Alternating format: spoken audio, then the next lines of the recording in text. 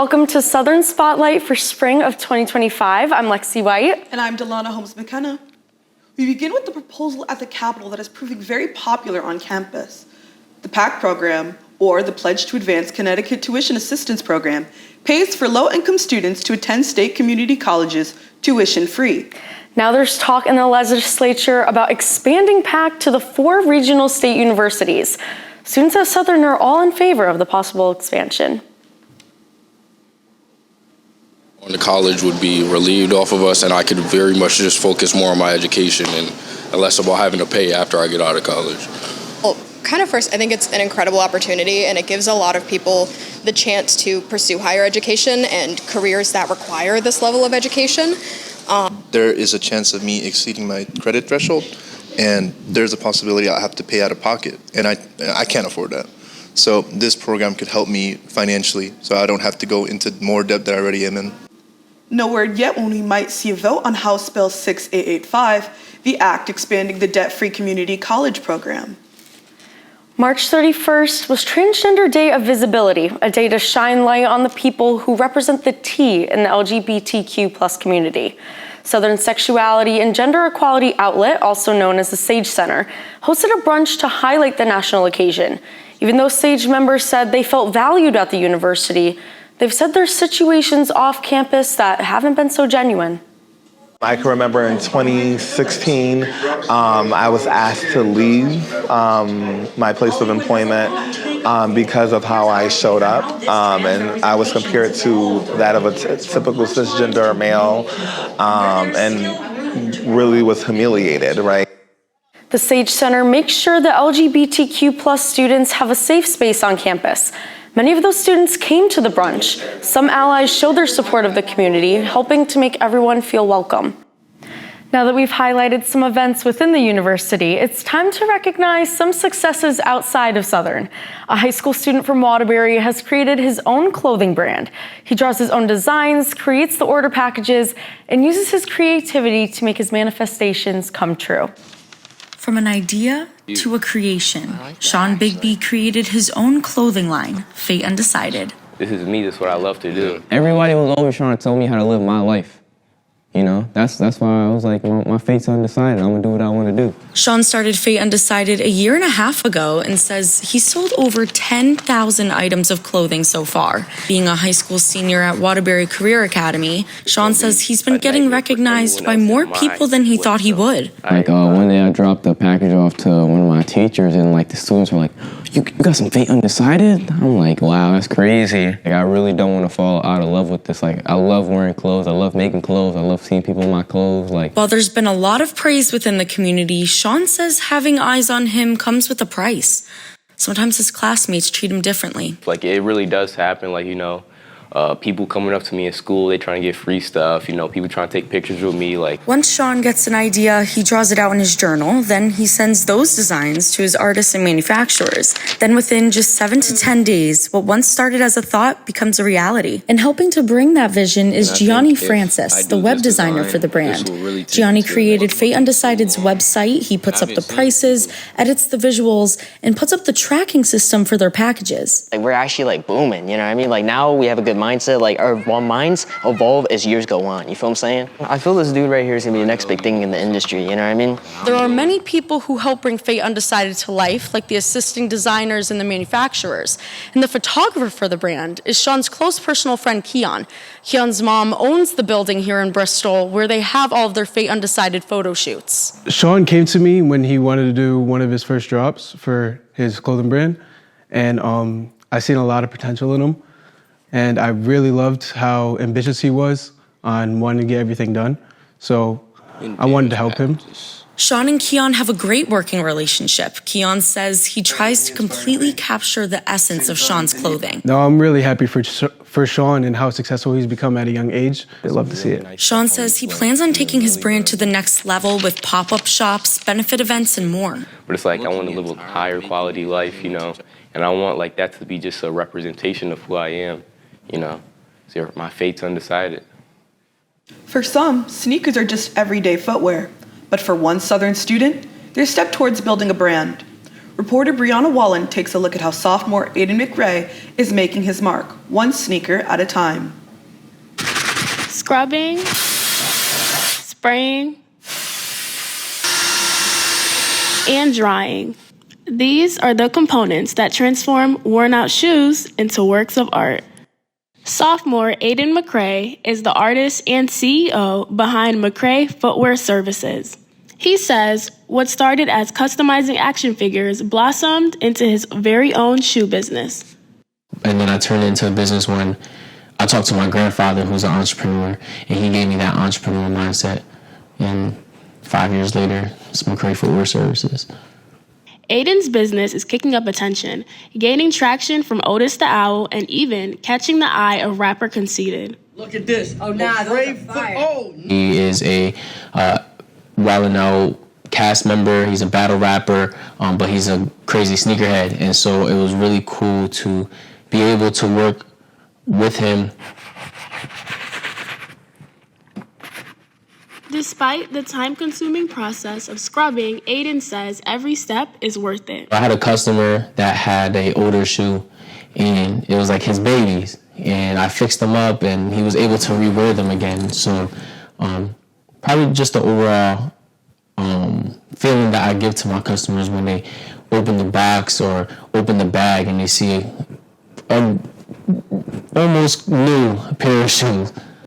Aiden's lacing up more than just sneakers. He's sparking confidence. Some of his latest clients are right here on campus, showing off their latest kicks. Since I got them clean from him, I will feel more confident wearing them. And I feel confident looking at them now, knowing that I have a clean shoe rather than something that has stains all over it.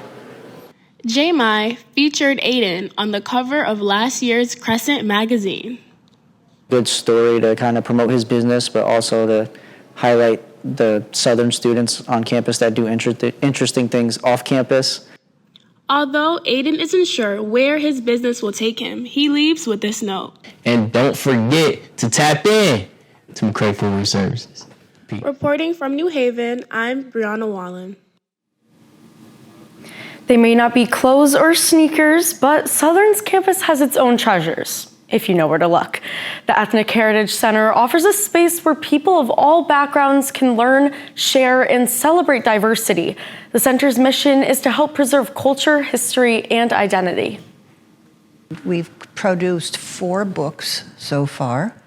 One is Wooster Square, another one is Grand Avenue, and then we've done downtown and downtown north of the center of New Haven.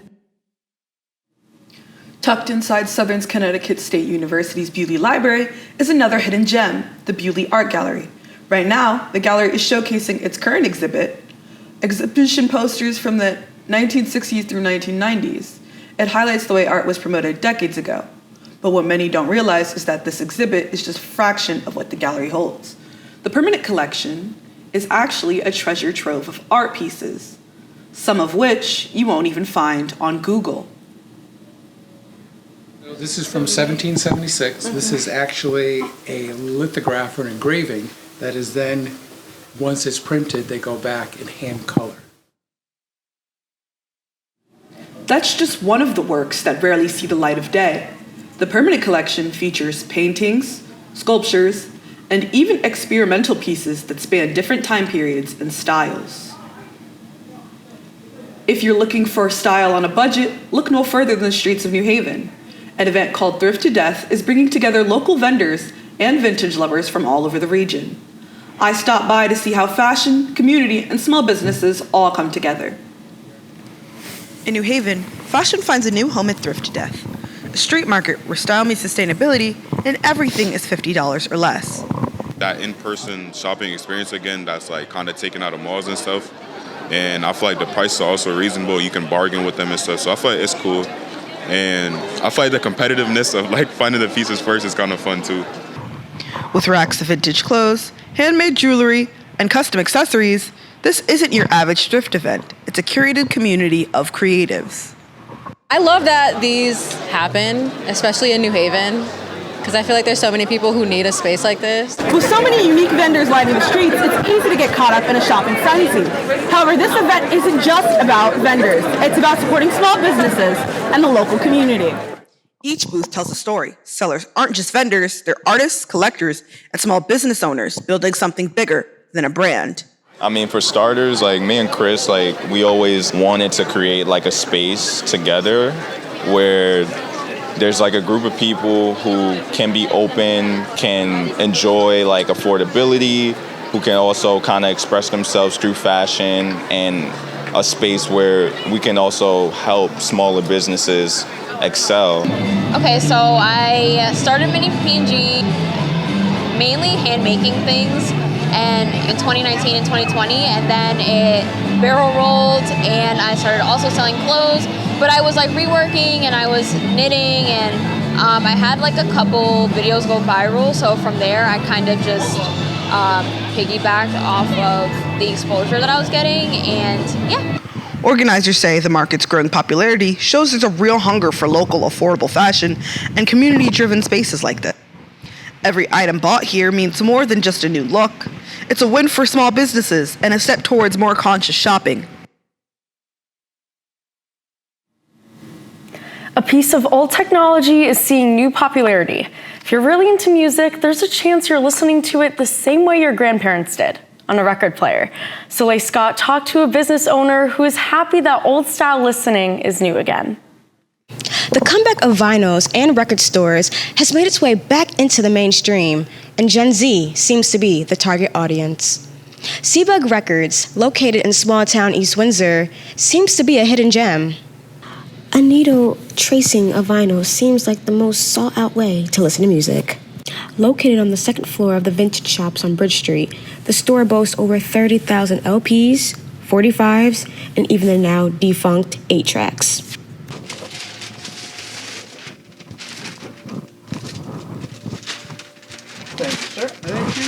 Chris Bugby, I'm the owner. We're just celebrating our 5th year anniversary right now. I do pretty much everything. I have my niece that works for me, but I pretty much run the whole show other than that. You know, most people hear Record Store Day and don't understand it's a business. So you buy their records and they're exclusive. Tammy Downey and her son, who did not wish to be interviewed, were first-time visitors. So he's just looking for random vinyls, basically. We're just in town for a campus tour at one of the colleges. 150? Yeah, I got one. Before customers buy, they have the opportunity to listen in the back. But I know a lot of kids who are really into records. I think it's because music has become invisible. You know, it's all now on your phone or on a computer or whatever, and you don't get that thrill of going and buying records and actually seeing them spin, and just, you know, the vibration of the record to the needle is what's making this music. I think that made a huge difference. According to an article from the Wall Street Journal, in 2023, vinyls outsold CDs for the first time since 1987 and continue to do so. This is Soleil Scott, reporting from East Windsor. Back to you. Speaking of vintage, a clothing style from the 60s is helping students relax this spring. Michael Puglio talks about making tie-dye on campus. It was a beautiful Thursday afternoon at the Southern Connecticut State University Community Garden. Here, the Innovation Hub hosted a tie-dye event for students. This event was led by graduate assistant Allison Cross. So the goal of our event today is to just make our office more aware to the students. A lot of people don't really know what we do or where we are, but we're in Jennings, 108. The Innovation Hub chose a great day for this event, as the sun was a key contributor to getting Southern students outside. I heard about the event on Owl Connect, and I wanted to come because I really love tie-dye, so I was looking to make some more things I can wear in the summer, and I wanted to spend some time in the sun. Holly wasn't the only student leaving the garden with some clothing. I decided to test my lack of artistic ability with this bucket hat here. Hopefully it keeps me cool for the summer. Students enjoyed their time at the garden participating in the fun. I had a lot of fun. I spent a lot of time with my friends, and I thought that was the best part, and it was a really fun activity. Now making a quick change and putting on his sports anchor hat. Here's Michael Puglia with a look at campus sports. As the weather heats up, so does the Southern Connecticut State University track team. The Owls are coming off of back-to-back indoor track championships. However, the team views indoor as a prep season for outdoor. Whether it's throwing, jumping, or running, the Owls go into the event doing everything they can to win, even if it means getting under the opponent's skin. That has led the men's team in capturing 7 titles in a row. Despite the success, Coach John Wallen wants to make sure his team still wants to win. To be honest with you, success sometimes makes us a little soft and a little complacent. So I think as a staff, we're trying to make sure everybody stays hungry. Staying hungry for a common goal brings the team together as a family. As the Owls prepare to capture another championship, staying locked in needs to be priority number 1. If you're looking for an out-of-state student athlete here at Southern, look no further than the athletic department. 6% of students at the university do not call Southern their home. Sports reporter Ben Martin has the story. Southern Connecticut State University's women's basketball forward Katie Williamson saw college basketball as a way to explore new parts of the world. A whole different walk of life, obviously being from Ireland. You hear about these big schools in America and how they take their sport so seriously. So it was a really big change. But when we came over, we watched the basketball game, both men's and women's. We were like, this is incredible. Like, this is going to be really cool. About a cool opportunity. Williamson moved in the heart of the COVID-19 pandemic. The last day of quarantine, I was calling my parents like, I can't believe I'm doing this. I don't know if I can do this, because obviously you're so used to being by yourself. And then the Sunday rolls around after 2 weeks. I was like, okay, now this is really hitting me. It was absolutely terrifying. Because I didn't know anyone. All I knew was coaches. It was a new country, new place, new friends. It was really daunting. To get through tough times, Williamson remembers why she came here. At the end of the day, it's basketball. I loved the sport. I enjoyed it. So if anything was going to get me through it, I was like, I'm going to play the sport I love, which is basketball. And that kind of got me through. It's like, hey, what an opportunity to play college basketball. Like, that's pretty cool to say, so. Finding an out-of-state student can be a difficult task at Southern Connecticut State University. Just 6% of students at SCSU do not call Connecticut their home. However, across all 19 varsity athletic programs, most feature at least one student who is not from the state of Connecticut. Like, the most north I'd probably been was like Chicago. The Missouri native is over 1,000 miles away from home, but doesn't miss it much. I know this is like a hot take, but I never really got homesick. Speckard does miss having his family around after meets. They would all go to their parents and start like talking to them, and then they're like, oh, like we're gonna go get food, stuff like that. And then for me, I'm kind of just like, well, time to go back to my dorm. Massachusetts native Natalia Fiato finds herself stuck at the dorm on some weekends. Being surrounded by people, especially my roommates, where they go home every weekend, and I'm like, oh, I'll be here. But so I'm definitely envious of my teammates. Fiato, who is a former tour guide for SCSU, finds many Connecticut residents at Southern.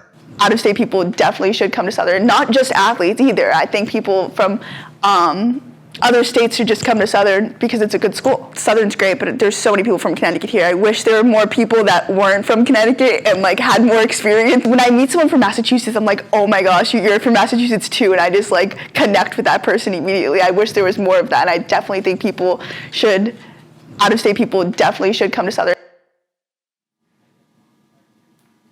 The spring rugby season has officially begun. The Owls are looking to end the school year strong. Led by Captain Dom, this team has 2 goals for the spring. I think our goal for the spring season is 1, have fun with sevens rugby, and 2, just get new guys to try it out. This Southern team is coached by John Marullo, known as Coach West by his players.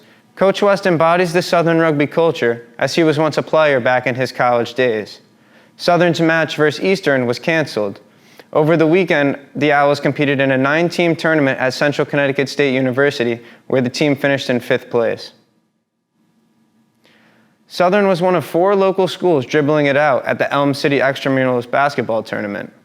Yale, the University of Bridgeport, Central Connecticut, and Southern all battled it out for bragging rights. With Yale and Bridgeport's championship hopes crumbling in the opening rounds, the pressure was on for Southern's Owls to break the Blue Devils' 2-year streak. We were the team to beat last year. You know, we couldn't beat Central last year, so I'm here to see if today will our Southern boys intramural team be able to beat Central. While plenty watched to see the action-packed game, when the dust settled, one team stood just a little bit taller than the rest. It was Central that brought the trophy home for a third time. That's your sports. I'm Michael Puglia. Lexi and Delana, back to you. Thanks, Mike. Well, that's it for this edition of Southern Spotlight. We'll see you next year. Any summer?